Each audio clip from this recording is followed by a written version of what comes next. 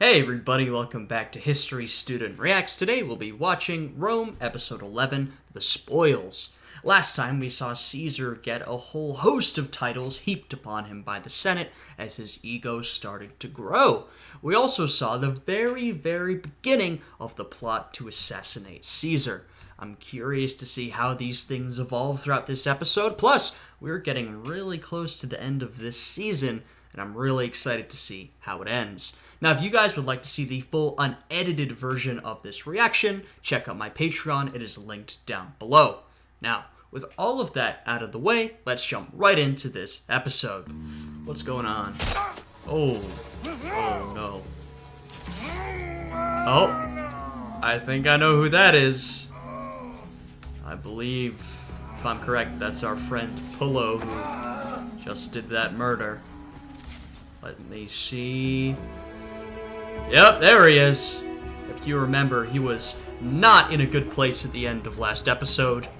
He was on the verge of joining the criminal underworld, you could say. And, it looks like that is what has happened. Doing dirty work. Work that Vorenus refused to take, and there's Vorenus.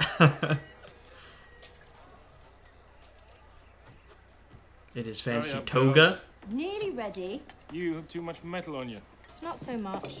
I'm a magistrate, not king of Asia. Do you want your sister? Patron, I kiss you. Benio, you honor me. What do you...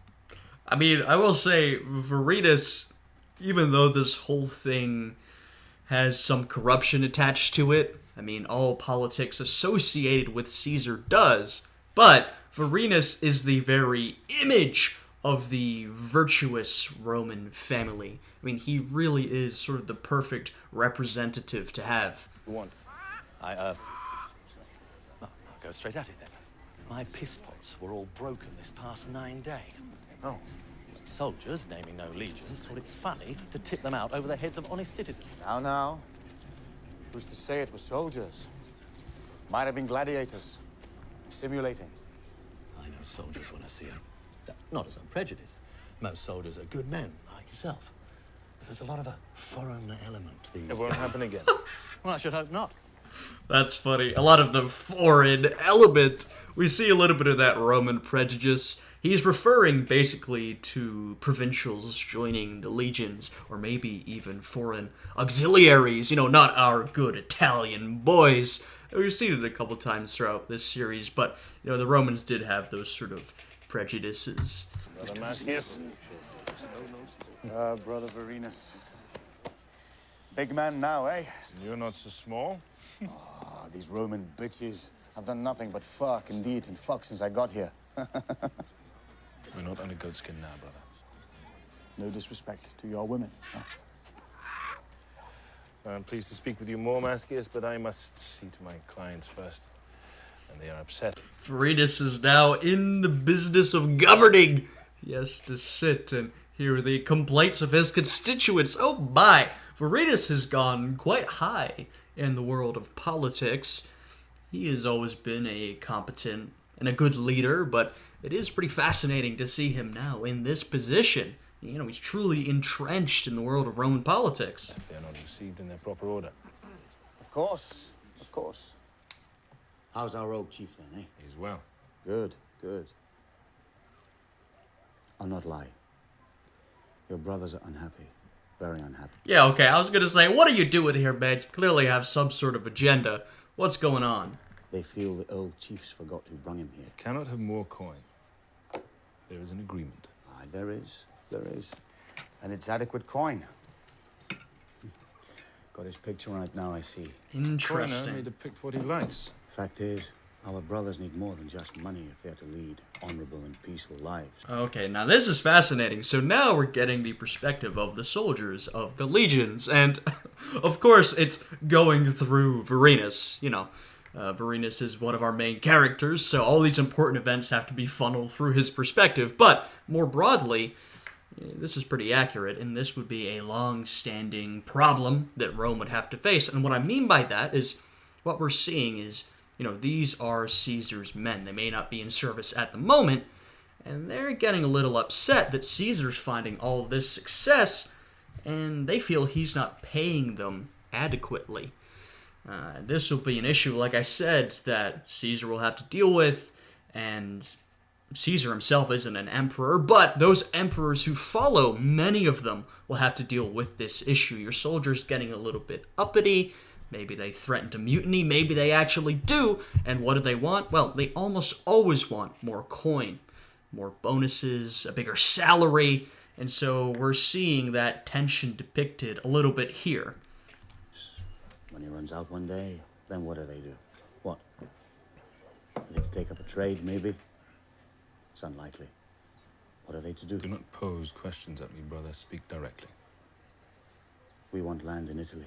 Right. Caesar will give all veterans land when he can, as he promised he would, but Right, and so, as covered, this is one of the promises Caesar has made, and this sort of was the deal for the Roman citizen soldier. You do your service, a pretty long term of service, you get paid, and then you're granted a plot of land, you can settle down, raise crops, raise a family, live as a peaceable Roman citizen. Now, that deal has become a little squirrely, more and more rare, difficult in recent years. As we've seen earlier in this series, a lot of people had no land to work, a lot of poor people had flocked to the city of Rome, and one of Caesar's big promises as a populist was that he would change this, he would make it better. And this was especially a promise to his own men.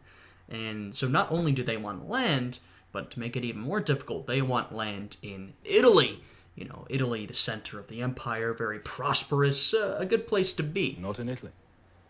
Caesar gave you land in Italy. I'm a magistrate, and he must have an income, but I'm one man, not legions. Must be lovely. I haven't seen it yet. I'm too busy. Of course. Busy, busy. We don't want to be unreasonable. Then don't be. We have an agreement. Salve, Pulo. His new employer. How goes it? Want some mouse? We should. They do them savory here. Best mouse in the city. So, you have some work for me? Always somebody needs mortality. Give me a name. Trouble is, my honey, you want discretion. This last job, you run that Poscara up and down the Aventine like justice chasing chickens. Oh, goodness. Like I said, Pullo's new employer, Erastus Fulman. We saw his relationship with Vorenus. Look, Vorenus, he didn't want to, but he was okay with being a bodyguard. He felt it was a bit below his station, but he was willing to do so. But to kill a man in cold blood, nuh-uh-uh. Now, you can see a bit of a contradiction there. I mean, Vorenus did serve in the legions. I'm sure he's killed many civilians in cold blood. The legions weren't just killing enemy combatants. There was a lot of looting, raiding, plundering, killing of innocent people as well. But basically, this is outside of Vorenus' moral code. Now, Pullo, I don't necessarily think he's a bad guy at heart, but he has far fewer moral qualms, and he's fallen on a hard time, so he is absolutely, at this point, willing to kill in cold blood. He's always been willing to do more than Vorenus, and now we see him at this low point, as I said, in contrast to Vorenus, who is doing quite well for himself, has reached this position, and Vorenus is now fielding complaints from his former comrades, who also, as represented by Mascius, I think his name was, clearly feel that Vorenus has sort of left him behind a little bit.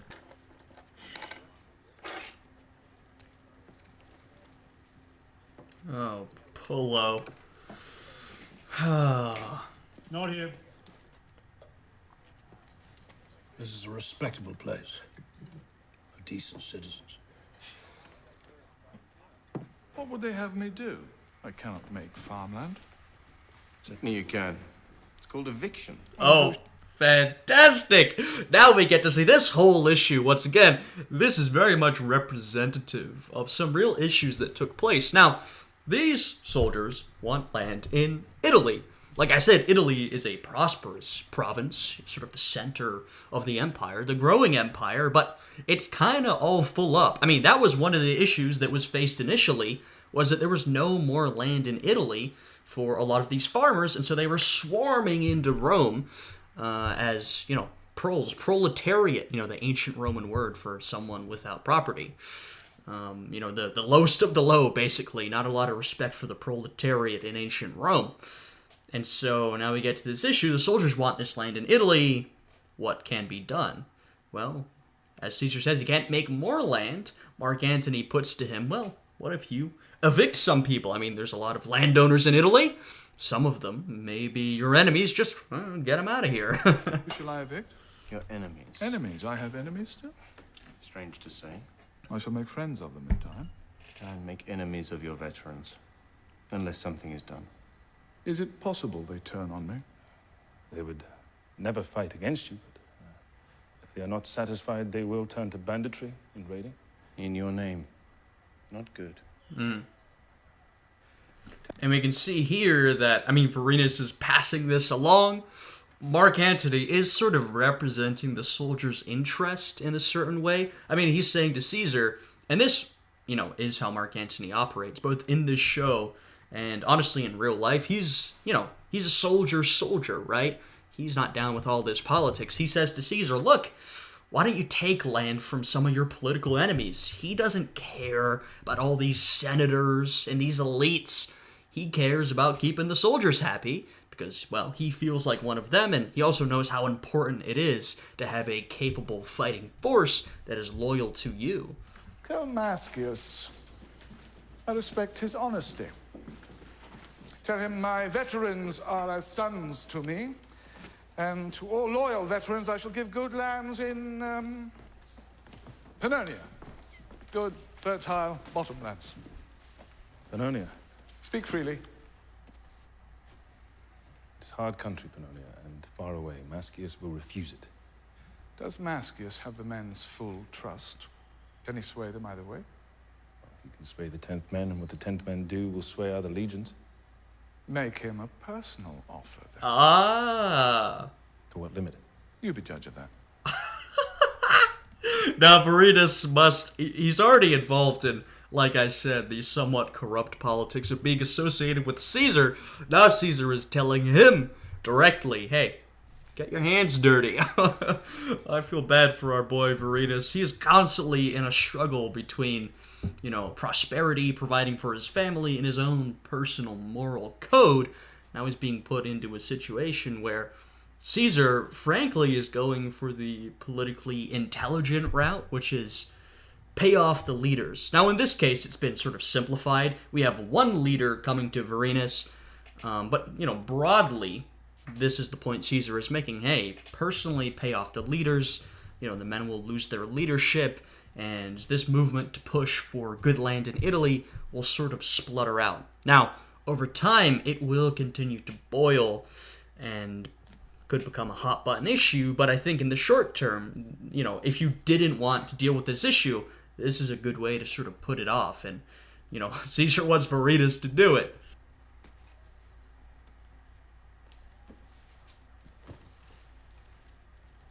And I believe what is being depicted here, and this is often talked about, last time we saw all of these titles and honors that the Senate was giving Caesar, and I sort of dug into that a little bit.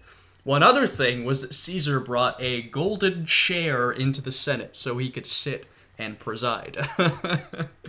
Some might refer to a big golden chair as a throne of sorts. No, I'm just saying. Caesar would say, certainly not.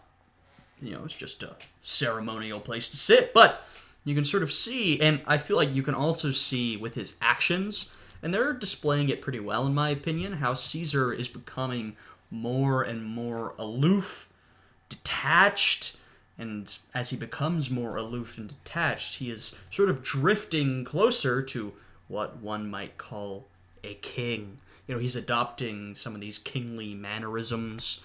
The golden chair, like I said last time, Caesar was dressed pretty normally here, but after his triumph, Caesar would often wear the purple toga of a triumphal procession that you're only supposed to wear during your triumph. Caesar would wear it all the time.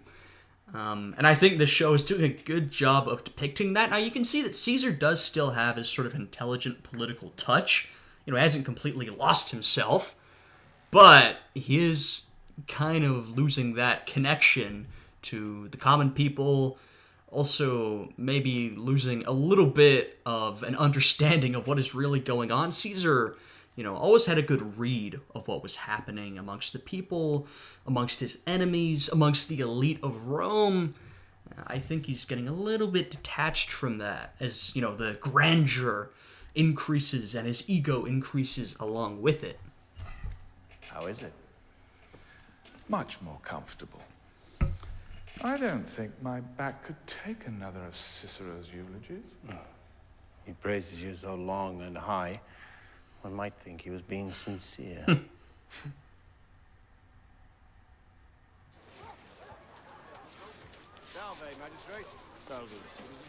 And also, I will say, just that little look at the end, it's not hard to imagine how, when you're someone like Caesar, who now is surrounded by yes men and sycophants, even people who hate him will pretend to love and adore him. It's not hard to imagine how someone like that can, become very egotistical and start to become very aloof. And I think in that moment, when Mark Antony said, you might think he's even being sincere, that was honestly a reminder to Caesar that, oh, right, he's not being sincere. I know that sounds crazy to say. Of course Cicero isn't being sincere. Of course he doesn't actually like Caesar. He's opposed to everything Caesar stands for. But I really do think when you're in that mindset, you can forget that. And you just hear the adoration coming in from all sides, and you start to block out the reality that people are just pretending. And I think that right there was a little bit of a reminder. And I think we're seeing that, and we saw this last time, one of the few people who, though very much in support of Caesar, but one of the few people who will tell Caesar sort of how things are is Mark Antony. And I feel like that's probably an accurate depiction of Mark Antony. I mean, we don't really know, of course, how their personal interactions were, but I always got the impression that Mark Antony, he was an extremely loyal supporter of Caesar. Absolutely. There were times, maybe not so much, but overall, he was Caesar's loyal right-hand man. But I always got the impression that he was someone who would be blunt and sort of present things how they were.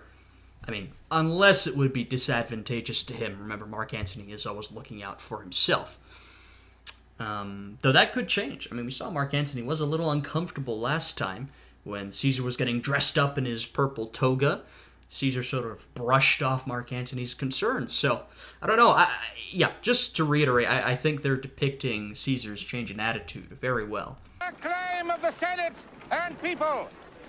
Our beloved father, Gaius Julius Caesar, has been declared dictator for life. Yes.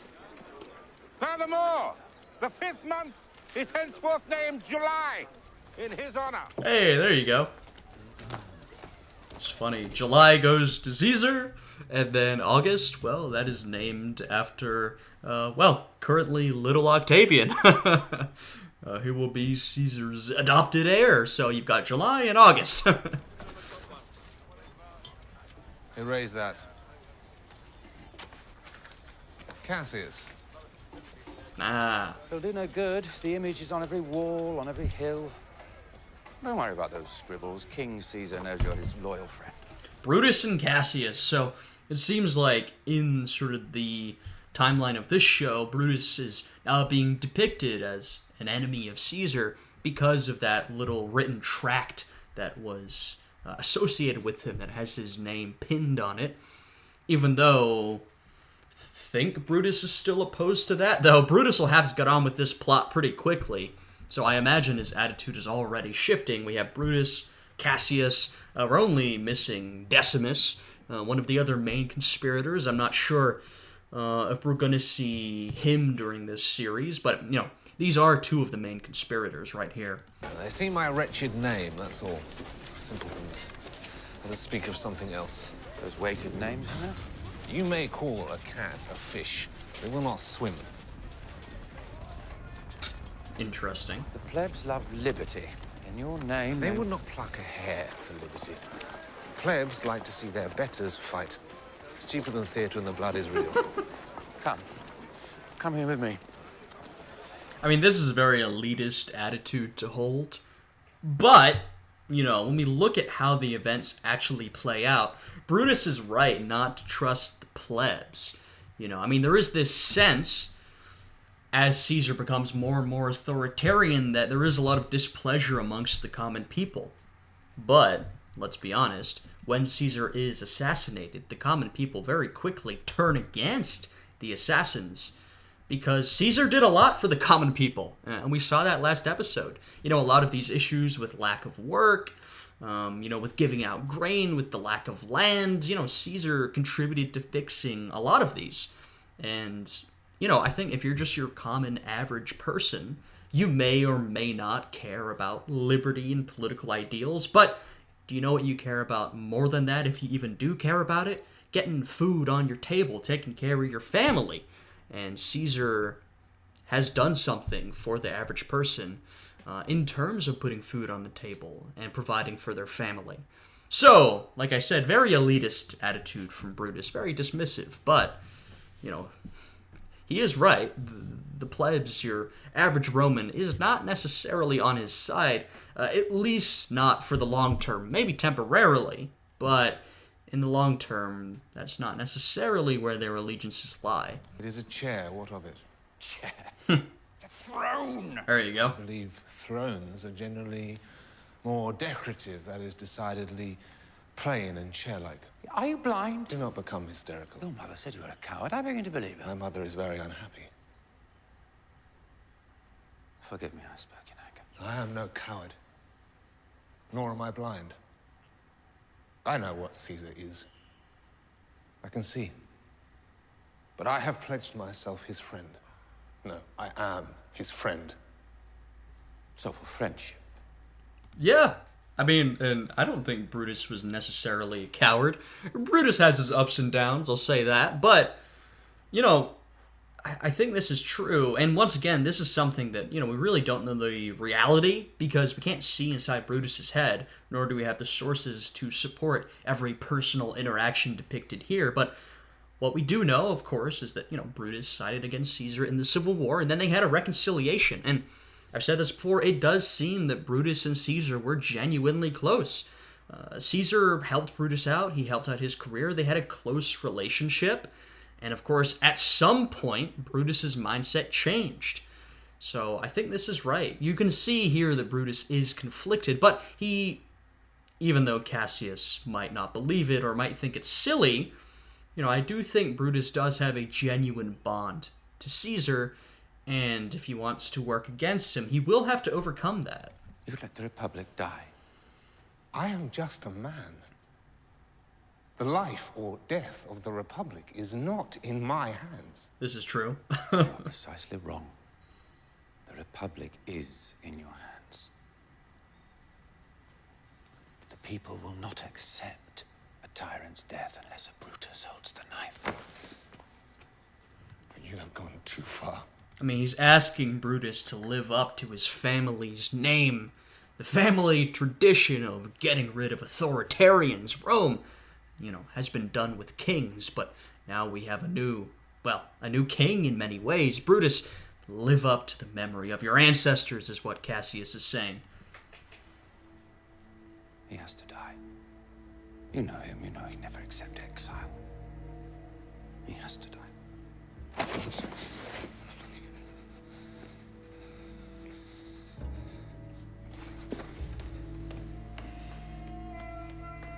Wait, friend. Wait! Yeah, a little quick with that, Cassius. You already bringing up murder. So what I will say is that, you know, if we look at the reality of the conspirators coming together and planning the assassination, right now, we've seen only a couple people involved. Pompey's remaining son, Servilia, Brutus, and Cassius, I think are the only people we've seen associated with this plot. In, you know, actual history, it was a much bigger plot. There were a lot of senators involved. In fact, so many that it really became unruly. You had a lot of different people with a lot of different ideas of what was to happen. And, it does seem like in the end, there was a bit of a leak to Caesar, but he just didn't take it that seriously, and it was a little vague as well. But there were so many people involved, and how they're presenting it here is, Brutus has maybe a personal relationship with these people, and he's conflicted, and they're trying to bring him in. So, like I said, part of that is accurate. Brutus would have been conflicted, but with such a big organization, and considering Brutus was one of the leaders amongst the assassins, I think by the time he really would have gotten involved in this plot, he would have had his mind made up. You see what I'm saying? It was a far grander operation than they're portraying here, and I think to be involved and to be a leader, Brutus would not have been this conflicted this late in. But, they're sort of going for a different depiction here. And once again, we have few sources to back this up. A lot of this is speculation, so, it's absolutely fine to sort of interpret the events in a different way. We don't exactly know what went down.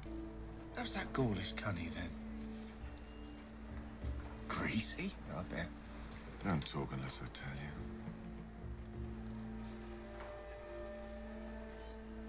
Oh, Pullo. There, in the middle. Off it is. What company you keep these days.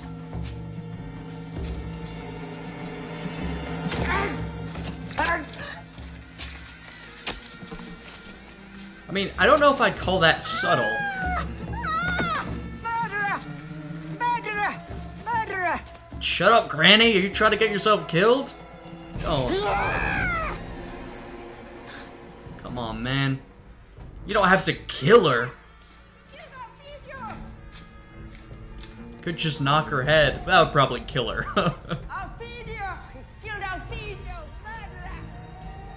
She's really trying to get herself killed, I will say.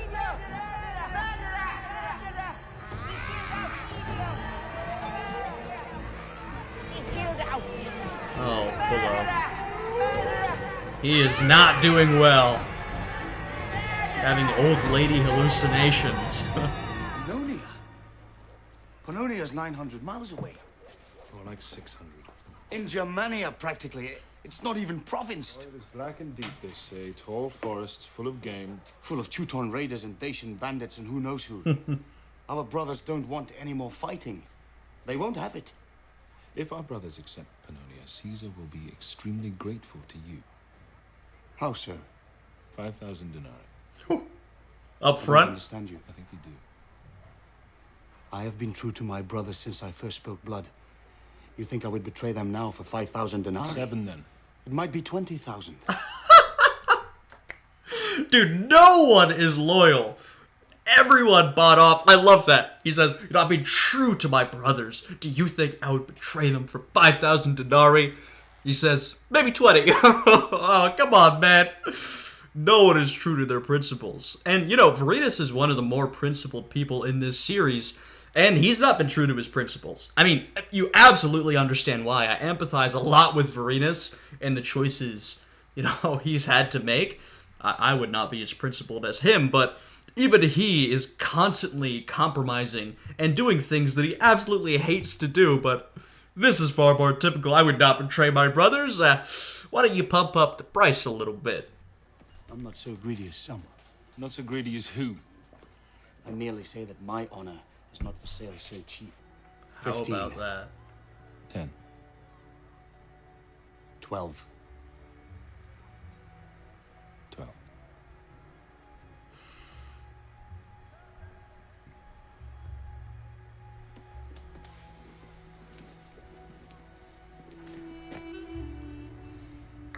This is some realpolitik. This is getting down and dirty. There's nothing pretty about it. Yeah, this is real politics right here. Now, even in that shot of Vorenus walking up to him, what I was going to say is Vorenus is the big man now. Metaphorically, he's sort of playing that role of political big man for Caesar, at least in this instance. Even in that shot, he appeared large, so he came over to pat him on the shoulders. Really shows you the sense of power, perhaps unearned and corrupt power that is being used here. I'll be away then, brother. Good to see you. And you. Oh, Vorenus. But he's living the good life, but I feel bad for our man. Enough to worry about. I will not be fearful of graffiti. I'm telling you, the scribblers are not wrong. Brutus will betray you. You seem very sure. His mother will compel him. She will not rest until you are dead. I well imagine poor Servilia is not very fond of me, but really wants me dead. Okay, this is what I'm saying. On some level, Caesar understands what's going on. And, you know, it is true, Brutus is a friend to Caesar on a certain level. But, you know, you can see how aloof he is. Servilia wants me dead. Oh, I don't think so. No! Atia is actually right. She really does want you dead. She holds intense hatred for you. Atia, you're a dramatist. Well, I've warned you. Say no more. I've warned him. Okay. Covering your bases. Daughter, that creature over there by the door, who is she? The beauty in the vulgar dress. She's with Lucius Vorenus. His wife, I expect. Oh, it's so beautiful. He painted the ceiling. She has a wonderful tang of the street about her. Oh my goodness. Now we get a good look at Vorenus and his wife sort of getting acclimatized to high society. How, you know, pretentious and elitist the elites of Rome are. Atia is a good example of that. A tag of the street about her. Come on now. Let me introduce you. Maybe we should walk around. No, slowly. we should wait here. Of course, they're coming towards us. Magistrate, my niece would like to meet your lovely wife. Honored. Niobe. Atia. How did a grim thing like you win such a flower? I found her when she was still young and foolish. Perhaps you would entertain Niobe when I speak with her fortune husband. Goodness. Entertain Niobe. Oh, I'm so sorry, Niobe. Just about the worst person you could have to converse with, Atia. What does Mascius say? He will accept Pannonia for 12. Very good. I did not think he would sell himself so cheap. I must send you to negotiate all my corruptions. Ah, so blatant. So blatant. I spoke in jest. I understand. Please. So blatant, Caesar. Now, and this shows a real it's a real interesting look at Caesar, sort of the dichotomy of his character. Now, Caesar is an authoritarian, someone who seeks for power, I think really above all else. But, so that's one side, but he is also someone who has looked out for the common people, who has provided for them to a certain extent. That's the other side. Now, the question you ask yourself is, well, how sincere is that? Is it just that Caesar has sort of attached his career to this idea of populism? And, you know, he has to stay true to that for sake of image? Or does he sincerely believe these things?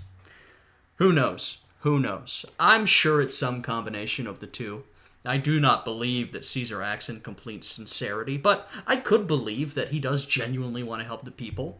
At the end of the day, I don't know how much it matters. Where it does matter, I will say, is as time goes on, Caesar leans more and more towards the authoritarian side.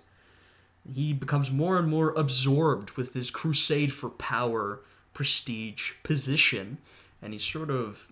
I don't know if he really starts to leave that other stuff behind, but people can see that he's becoming more obsessed with this power. And so, you know, I think, well, that's really one of the contributing factors to his downfall, as we're sort of seeing illustrated throughout this whole thing. But, yeah, I think they're depicting it here, you know, and just in history, you know, the person of Julius Caesar, a really interesting character, you know, a man of many contradictions, as most people are, but, of course, a very prominent man of contradictions, one who there's still so much we don't know. All we have are the sources we have, and a lot of them are biased, and so, you know, we lack a lot of information, and we have to sort of make out what we can from those sources, but fascinating guy. You have corrupted one man and saved thousands from banditry.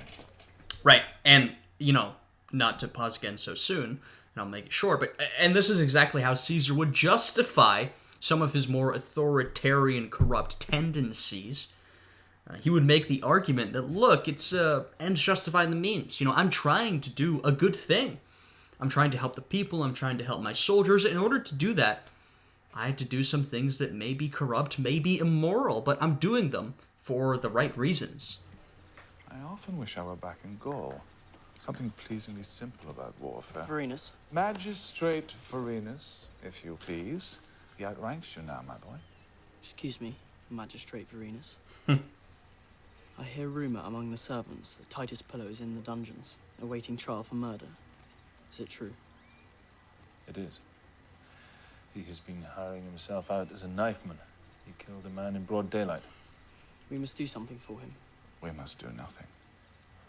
Oh. Nothing. I gotta say, can't believe I awed at that, but Octavian, who, you know, is not the most sentimental, and he may be doing this for, you know, his own reasons, but he is standing up for Pullo, right? He is trying to do something, which I respect. I mean, they, you know, had a bit of a relationship. Pullo trained Octavian. You know, I'm glad that he's looking out for him at the very least. The man he killed was Aufidius Dento, deputy chief of the Kylian Nailmakers Association. Popular man, apparently, and a vocal critic of my leadership. Oh. People will suspect I ordered his death, and I must not confirm those suspicions by helping Pullo. And did right. you order his death? I did not know he existed until he didn't. I have no notion why he was killed. A public man like that might be many reasons. Yet I cannot appear to be sending out my soldiers to murder anyone who opposes me.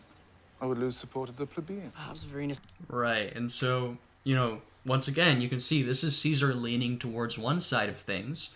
And this is, you know, if you make the argument that he is truly insincere in all ways, this is what you would believe about him, that, you know, and frankly, Caesar did do a lot of corruption, he did do a lot of things under the table, but when he didn't, when he would refrain from, say, a public murder, he wasn't doing that because he thought it was wrong. He was doing that because he thought it would damage his image. Caesar was very image conscious, I will say. He was very good at doing his own PR, as I call it. Very good at marketing himself and his image, so this is absolutely something he would have been concerned about. Nor can anyone associated with me help him. Has he any friends? Who will help him find a lawyer to defend him? He is guilty.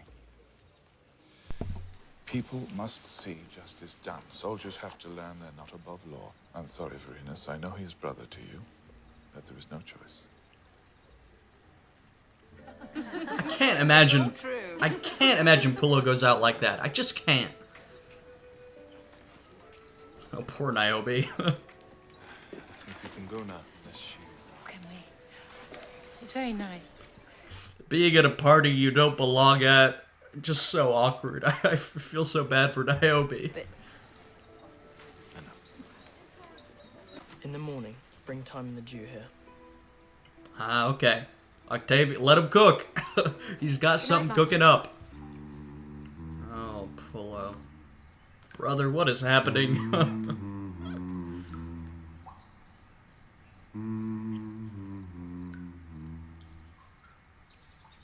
I hope Octavian manages to do something for him.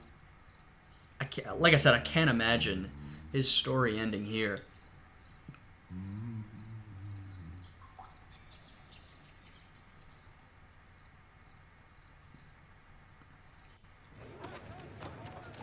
Hey, there's Timon. Moses, you need law. Number one justice, right here, right here. Moses. Take me, boss. Top lawyer. Top lawyer. You're good, are you? Good. I could have Medea acquitted. What's your case? That's interesting. We're looking at the Roman law profession. Now, this is something that I do not know about. So I would love if y'all could inform me down below. But, you know, I do know that law was a big thing in Roman culture, and there were a lot of lawyers one could hire, and that a trial in Roman culture was a big performance in many ways. It, you know, a lot of it was about playing to the crowd. Now, the only examples I draw on are the more famous ones when you have people like Cicero filling that position, but I imagine there were a lot of lawyers for hire who wanted to build their own reputation, build their own career, maybe even enter politics. So, you know, this seems faithful to me, but if any of you have any more information on the Roman law profession, hey, leave it down below. I'd be curious. Man, name of Titus Pullo. On your way, Jew. You don't want the case? I'd rather suck Pluto's thorny cock. Damn. Anyone? Anyone want work? Really? No one will take the case? He's that badly condemned? Anyone?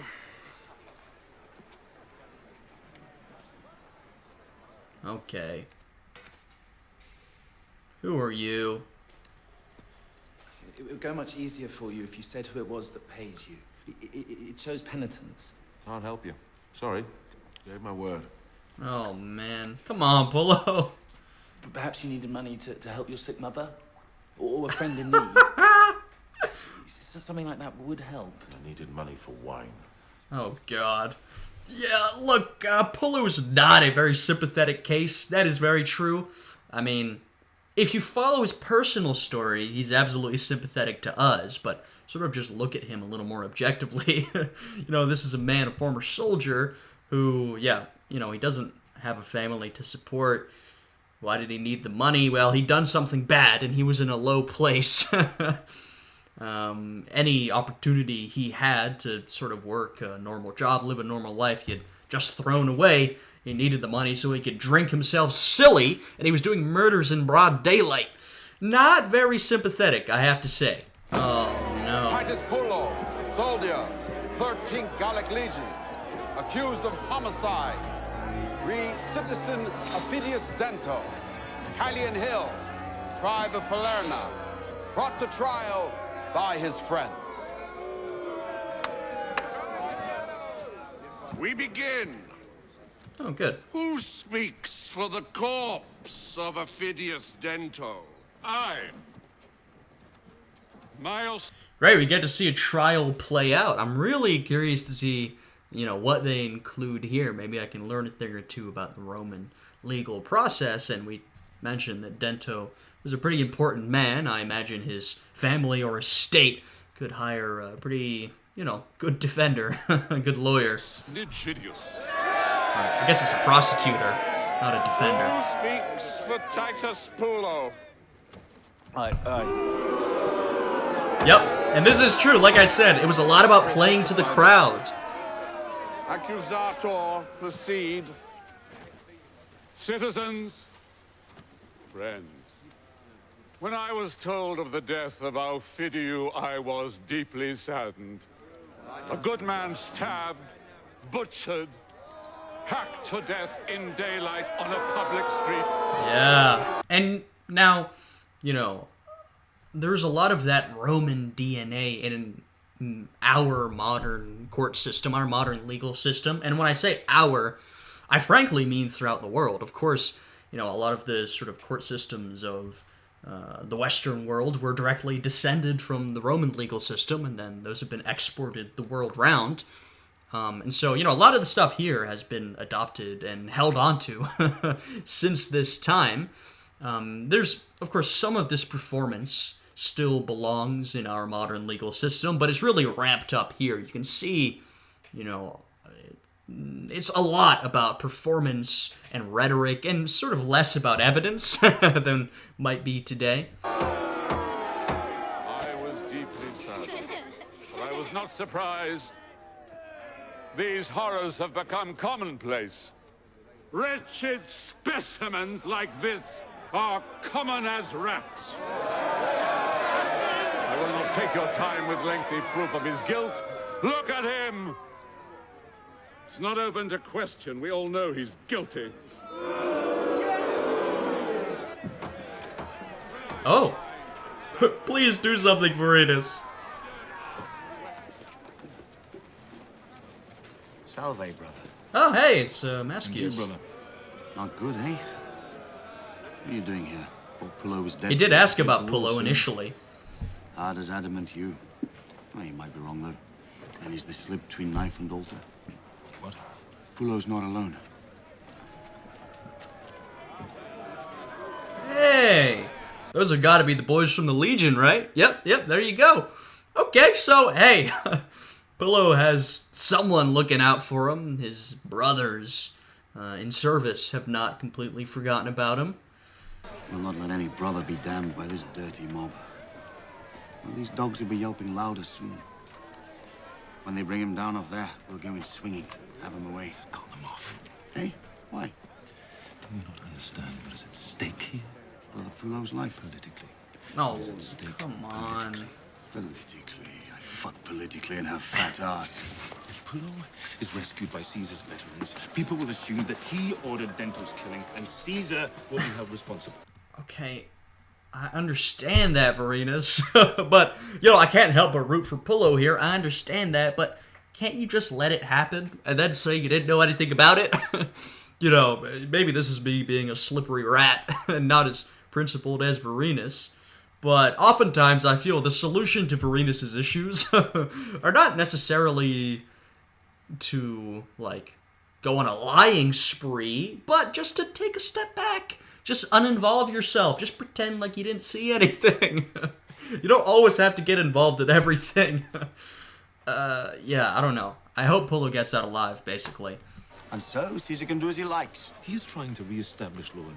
That won't work if his Is it? soldiers are No. soon to be killing citizens without consequence. Still, I can't call That's the shaky. boss off now. Why not? Because it makes me look bad. You could look far worse. You would tell them. I will if I have to. Oh, man. Look at us, brother. How's it come to this? It is for the good of the Republic. Oh, come on, Varinus, don't. You know that's not true. I mean, frankly, and this is sort of attached to the whole thing about Caesar. To what extent was he genuine? To what extent was he insincere? But that is such a lie. Like I said, I really do think Caesar's main goal, especially at this point, is to boost his own power. And someone like Varinus working for him, for the good of the Republic, I mean, that is a straight-up lie. For the good of the people, even that is real questionable. I think Varinus is trying to convince himself because he's gone along with all of this, but that's just not true, and I think you know that. Worthy cause, then.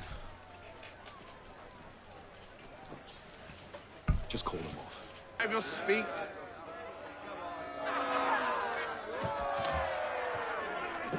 There's no way this is gonna go well. This man is nothing but a helpless servant. Oh, God.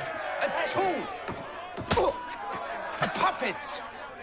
We should feel pity, not anger. Oh, God.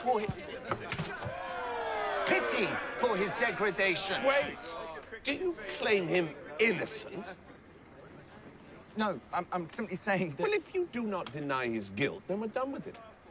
Do you deny his guilt? No, I do not, sir. Very well. Titus Pullo, condemned to death in the arena. Oh, in the arena. Well, I guess that gives him a longer shelf life. He's not immediately going to an execution. Maybe there's still a way out, but not looking good for our friend Pullo. And, Varinus obviously doesn't feel good about it, but I don't know. I guess we'll see. You know, I've always looked on you as my son. Oh dear, one of those conversations. Good move. I have a favor to ask of you, father to son. Oh? I need someone to take over Macedonia from that idiot, Valerius. I would like to appoint you. I govern Macedonia? If you will accept. Why by 3 Furies would you want me to govern Macedonia? I'll tell you why. There's 2 parts of this. First off, Caesar is doing Brutus a huge favor. This would be a gigantic boost to his career. I mean, my goodness. The second reason is, I think, from how they're presenting this whole thing, that Caesar's getting a little nervous about Brutus. I mean, he keeps being told that Brutus is going to betray him, and just to be safe, he'll send him far away. Now, I'm not sure how this conversation is going to go. I imagine that is under the surface. Will it be brought up? I don't know. You're the right man for the job. I can think of a few men less right. Brutus, you've always underestimated yourself. You might achieve great things if you would but try. In Macedonia? I think not.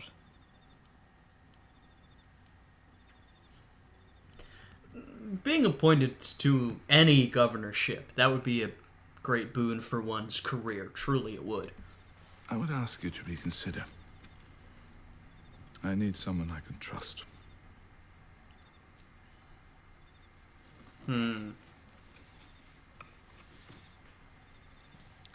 need me out of Rome? There you go. There's the question. I need your help. Someone you can trust. Am I wrong to do so? You have doubts, do you? I did not say that. Speak plain, I beg you. Have I given you reason for doubt? Since you ask, you have, as you well know. You speak of years ago. Old betrayals do not signify. I betray. Oh no. Oh no. We see all this stuff under the surface is bubbling back up. Old betrayals, supposedly. Maybe Caesar is not as magnanimous as he portrays himself to be, and I do think, you know, he may have lost, like I said, lost some of that connection, maybe lost some of that grace that he once had as he became more and more detached. Though, I will say, and I'm not sure of this, you can correct me if I'm wrong, I think in the actual history, I don't believe that Caesar had doubts about the loyalty of Brutus. That might not be true. I might be completely wrong. What I do know broadly is that, like I've said, they had a good relationship, and then Brutus goes and kills him. I don't know if there was this sort of tension between them. Maybe there was. If there's evidence to say either way, I'd be curious to hear it. Paid nothing. Had you told me you were to march on Rome and asked me for my allegiance, I would have given it. I would have judged you insane. But I would have given you my allegiance because I look on you as my father. But you did not ask me for my allegiance. You demanded it at sword point. I betrayed nothing. Forgive me, I spoke too hot. You have never betrayed me. So why do you not trust me now? I trust you completely. So much so that you would send me from Rome to govern Macedonia. Yeah. I mean, this is a classic move. Classic when you have someone who you don't necessarily want to insult them too badly, but you want them out of Rome. You send them to go govern a province. Now, it's still a great position to have. It's an honorable thing to do, but you're also getting them away from you. I think this is going a little bit worse than I would have expected, because like I said, that would be a position that would absolutely do good for Brutus's career. I think he probably would have considered it more than is presented here. And I wonder if he would have spoken these things aloud to Caesar, had this conversation transpired, if we put ourselves in that mindset.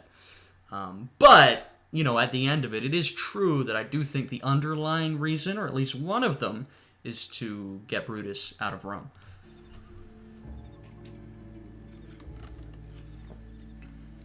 Well, thank you. I am honored.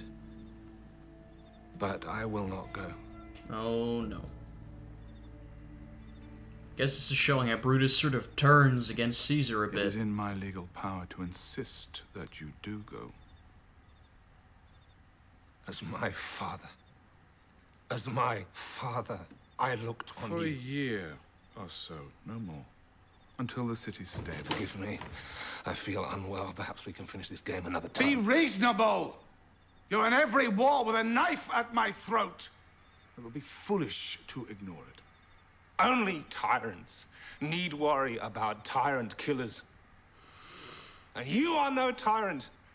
Haven't you told me so many times? You may go. Oh, God. That went about as bad as it possibly could have gone. Not good.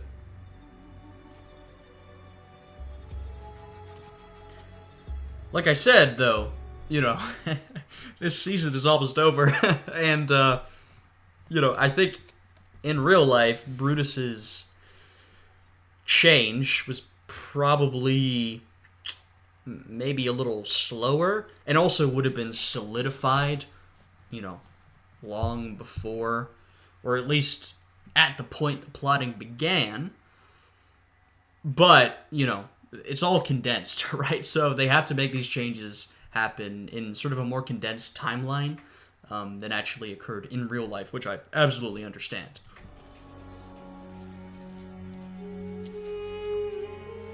Oh, God.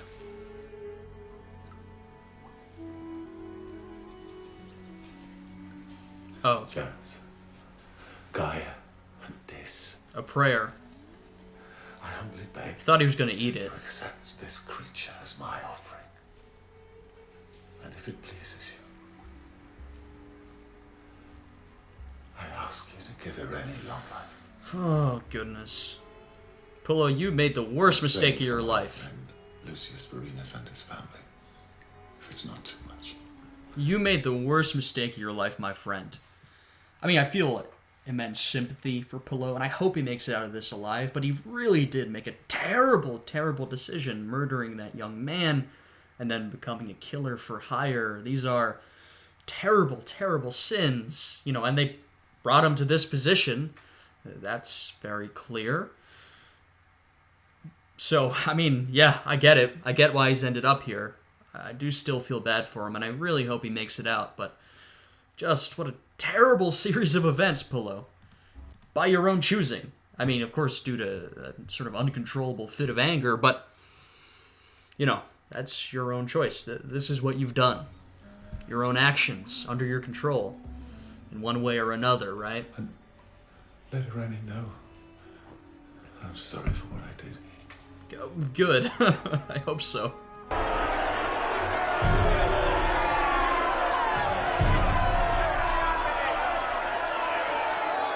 He's been sent in as a gladiator and not, you know, I mean, being a gladiator is never glamorous, but not in a sort of glamorous setting as is depicted in many movies, a grand setting, but in this fairly low-key type of way.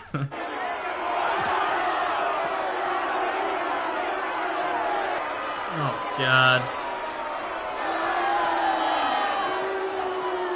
Though, of course... Oh, hey, Vorenus, please do something!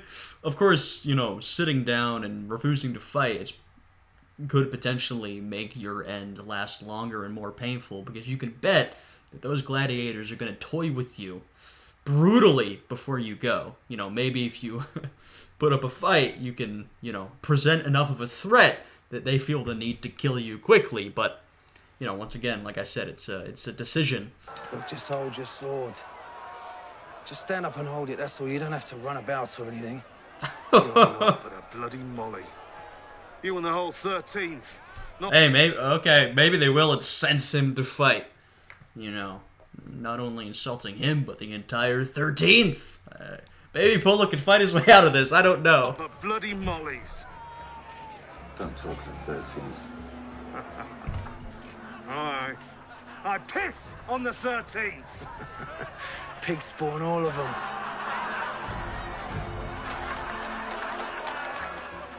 I mean, Pullo is good at killing. 13th, all line up and suck my...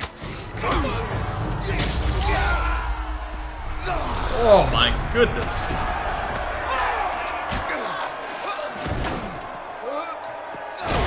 I mean, yeah, like I said, Pullo is good at this type of thing. Now, I still have no hope for his long-term survival, unless someone, looking at you, Vorenus, steps in on his behalf, but yeah, maybe he could make it through a couple of fights.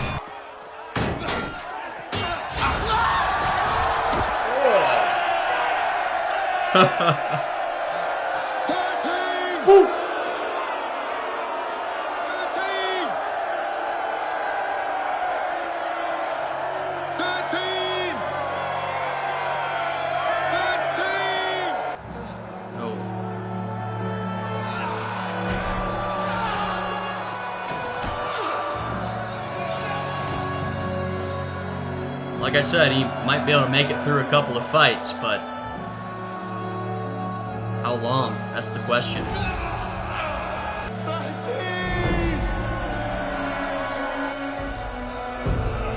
Jesus. Tragic. Oh no. That's a bad sign. The skull mace.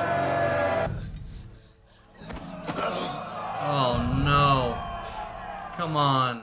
Don't let this happen.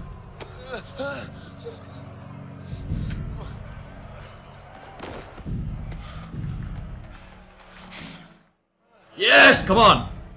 Do something.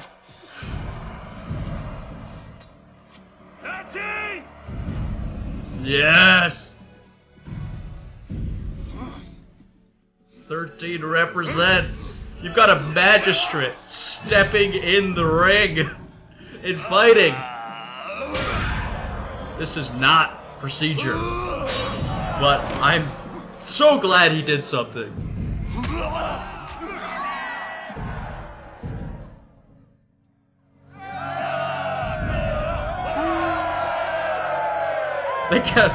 Is no one gonna step in? Does no one know who he is? Oh, goodness. I guess he's got it.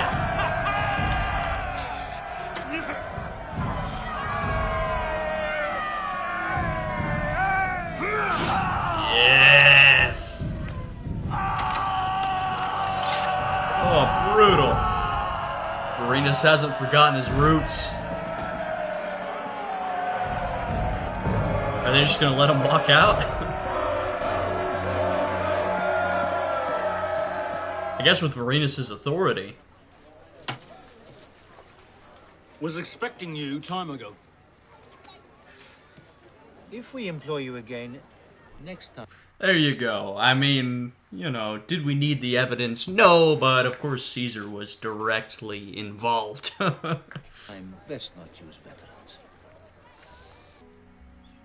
Oh, wow. Servilia. Mother, I owe Caesar no more friendship. I must do my duty. Okay. So that is how they bring Brutus around to being on board with this assassination plot. Got it. I do wonder, well, like I said, there were a lot more people involved than they're showing here.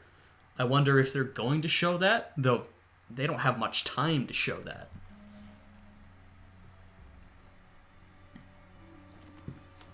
I mean, only a few of the conspirators actually ended up doing anything.